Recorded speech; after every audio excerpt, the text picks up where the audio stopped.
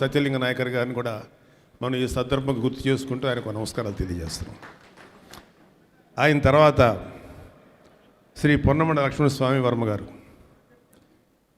So తన జాతి ఆత్మగౌరవాన్ని, భారత జాతి ఔన్నత్యాన్ని ప్రపంచానికి చాటిన మహానీయుడు అయినటువంటి శ్రీ పొన్నమండ లక్ష్మణస్వామి వర్మ గారి జయంతి ఉత్సవాల్లో ప్రభుత్వం తరఫున పాల్గొనడం ఎంతో ఆనందాన్ని ఇచ్చింది. ఆనాటి సమాజంలో ఎన్నో అవమానాలు ఎదుర్కొంటున్నటువంటి తన జాతికి గుర్తింపు తెచ్చేందుకు తమ పూర్వీకుల చారిత్రక ఆధారాలను బ్రిటిష్ పాలకులకు ఇచ్చి వారిని ఒప్పించి అగ్నికుల క్షత్రియులుగా గుర్తింపు సాధించారు. ఎంత గొప్ప విషయం తెలుసండి. అందులో బ్రిటిష్ వాడు వాడిని ఒప్పించడం అంత ఈజీ పని కాదు. ఎంత గొప్ప అథెంటిక్ న్యూస్ లేకపోతే. సో తన జాతి గౌరవానే కాదు, తన ప్రతిభతో భారతీయ వైద్య సాంప్రదాయ గొప్పతనాన్ని ప్రపంచానికి పరిచయం చేశారు. ఆయుర్వేద శాస్త్రాన్ని పూర్తి స్థాయిలో ఔపోసన పట్టిన శ్రీ లక్ష్మణస్వామి గారు 120 పైగా ఔషధాలు ఆవిష్కరించారు. ఇది అసలు సంబంధం లేని కొత్త విషయం. ఆయన అగ్నికుల క్షత్రియులని గుర్తింపు తేవడం ఒక ఎత్తు అయితే, వైద్య శాస్త్రంలో అందులో ఆయుర్వేద వైద్యంలో ఇంత సిద్ధహస్తులున్న విషయం తెలిసి ఇంకా ఆశ్చర్యపోయాను నేను. వాటిని ఏదైతే ఆయన తయారు చేశారో ఆ ఔషధాలని ఇండోనేషియా, ఆఫ్రికా వంటి దేశాలకు ఎగుమతి చేసి ఆయా దేశాల్లో ఉన్న రకరకాల వ్యాధుల్ని కట్టడి చేసినటువంటి ఘనత ఆయనకు ఉంది.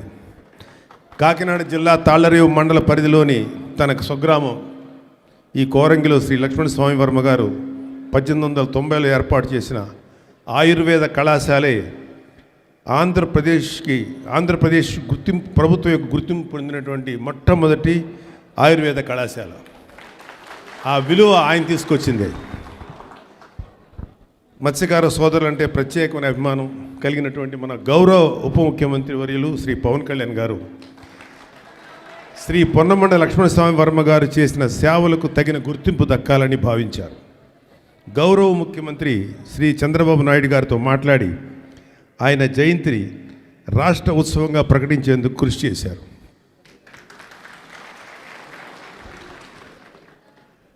చాలామంది తాతలు తండ్రులు పేర్లు చెప్పుకొని రాజకీయాలు చేసే నేటి వ్యవస్థలో మనం మర్చిపోయినటువంటి మహానుభావుల స్ఫూర్తిని భావితరాలకు అందించాలన్న దృఢ సంకల్పాన్ని శ్రీ పవన్ కళ్యాణ్ గారు ముందుకు తీసుకుని వెళుతున్నారు. అందులో భాగంగా మన ఆంధ్రులందరికీ తెలిసినటువంటి మహానుభావురాలు ఆంధ్రుల అన్నపూర్ణమ్మ శ్రీమతి డొక్కా సీతమ్మ గారి పేరును స్కూల్ పిల్లల మధ్యాహ్న భోజన పథకానికి సిఫార్సు చేసి ఆ పేరు పెట్టి ఆ పథకానికి ఒక అందం తీసుకొచ్చారు. తెలుగువారి ఆత్మగౌరవం కోసం ప్రాణత్యాగం చేసిన అమరజీవన్ పథకాలకు అమరజీవి జలధారగా నామకరణం చేశారు. ప్రముఖ తత్వవేత్త, భౌతిక శాస్త్రవేత్త స్వామి జ్ఞానానంద గారి పేరును రాజమండ్రిలోని సైన్స్ సెంటర్కి సిఫార్సు చేశారు. త్యాగరాజ స్వామి ఆరాధన ఉత్సవాలను రాష్ట్ర పండుగగా నిర్వహించాలని సూచనలు చేశారు. అంతేకాదు శ్రీ లక్ష్మణస్వామి వర్మ గారి స్ఫూర్తితో మత్స్యకార సోదరుల సర్వతోముఖాభివృద్ధి కోసం ఎన్నో సంక్షేమ కార్యక్రమాలు, అది అగ్నికుల క్షత్రియులు సో శ్రీ లక్ష్మణ చెప్పండి చిన్న ప్రింటింగ్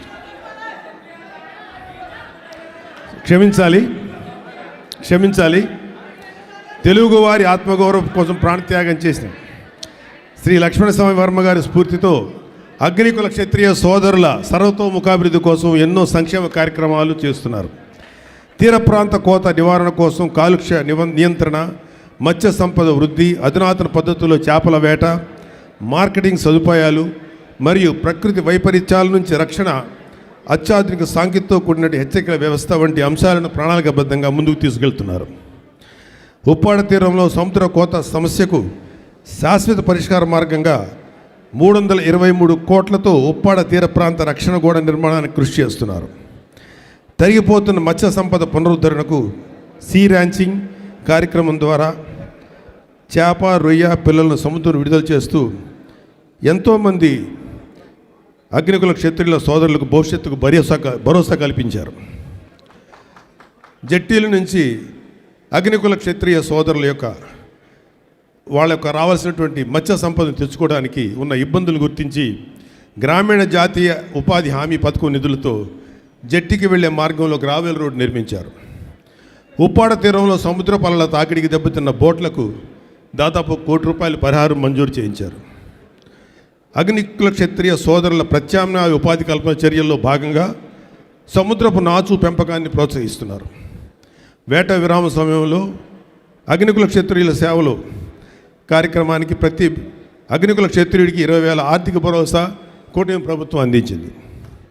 ఇప్పటికే ఉప్పాడ తీరానికి చెందినటువంటి ఎంతోమంది అగ్నికుల క్షత్రియుల్ని 2 బ్యాచ్లుగా విడతీసి వాళ్ళని కేరళ, తమిళనాడు తీర ప్రాంతాలకు పంపి వేటలో మెళకువలు, ఆధునిక సాంకేతిక పద్ధతులపై శిక్షణ ఇప్పించారు. అగ్నికుల క్షత్రియ అంటే పవన్ కళ్యాణ్ గారికి ఎంతో ప్రేమ. ఆయన ప్రతి అడుగులోనూ ఆ ప్రేమ, మమకారం కనిపిస్తూనే ఉంది. మీకు ఏ ఇబ్బంది వచ్చిన క్షణాల్లో వాలిపోతారు. ఈరోజు అగ్నికుల క్షత్రియుల జాతిపిత శ్రీ పొన్నమండ లక్ష్మణస్వామి గారి జయంతి వేడుకను రాష్ట్ర ఉత్సవంగా జరుపుకుంటున్నామంటే దాని వెనుక ఆయన కృషి ఉంది. మీకోసం భవిష్యత్తులో మరెన్నో కార్యక్రమాలు చేపట్టేందుకు నిత్యం ప్రత్యేక ప్రణాళికలు రూపొందిస్తూనే ఉన్నారు. చివరగా మరొకసారి అగ్నికుల క్షత్రియుల జాతిపిత శ్రీ పొన్నమండ లక్ష్మణస్వామి వర్మ గారికి ఘనంగా నివాళులు అర్పిస్తున్నాం.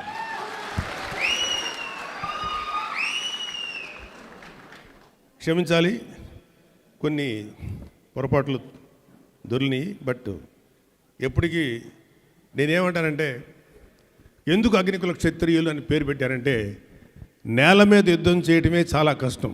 పూర్వం రోజుల్లో రాజులు చేసేవాళ్ళు. బట్ అగ్నికుల క్షత్రియ సోదరులు సముద్రాల మీద యుద్ధం చేసేవాళ్ళు. సముద్రం మీద యుద్ధం చేయటం అంటే వాళ్ళ వృత్తిని కొనసాగిస్తూనే ఎంతోమంది ఎన్ని జీవితాలు పోగొట్టున్నారో, ఎన్ని కష్టాలు పడ్డారో మేము చూడగలం, మాకు తెలుసు కూడా. అలాంటి సముద్రంలో ఒకసారి వేటకి వెళ్ళిన తర్వాత తిరిగి వస్తాడో రాడో అని ఆ భార్య, ఆ కుటుంబ సభ్యులు వెయిట్ చేస్తూ వాళ్ళ ఆతృత, కష్టం మేము మనస్ఫూర్తిగా వాళ్ళని మేము అర్థం చేసుకోగలం. సముద్ర సంపదని తీసుకొచ్చి ఇవాళ ప్రపంచంలో కొన్ని కోట్ల మంది ఆకలి తీరుస్తున్నటువంటి అగ్నికుల క్షత్రియ సోదరులందరికీ ఘనంగా నివాళులు అర్పి మీ అందరికీ మనస్ఫూర్తిగా అభినందనలు తెలియజేస్తూ పొన్నమండ లక్ష్మణస్వామి వర్మ గారికి మరొకసారి ఘనంగా నివాళులు అర్పిస్తున్నాను. Thank you very much. గౌరవ నాగబాబు గారికి ధన్యవాదాలు తెలుపుతూ ఇప్పుడు శ్రీ గౌరవ శాసనమండలి సభ్యులు శ్రీ కొణిదెల నాగబాబు గారికి కలెక్టర్ గారు మరియు ప్రిన్సిపల్ సెక్రటరీ సత్యనారాయణ వారి చేతుల మీదుగా దుశ్శాల్వతోటి సన్మానం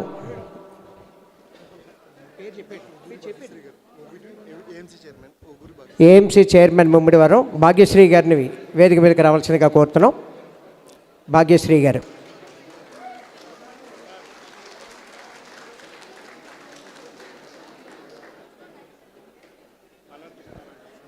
మల్లాడి కృష్ణారావు గారు గౌరవ మంత్రివర్యులు పాండుచేరి వారి రిప్రజెంటేషన్ పంపించారు, నాగబాబు గారికి అందిస్తున్నారు. అది గౌరవ ఉప ముఖ్యమంత్రి వర్యులు పవన్ కళ్యాణ్ గారికి రిప్రజెంటేషన్.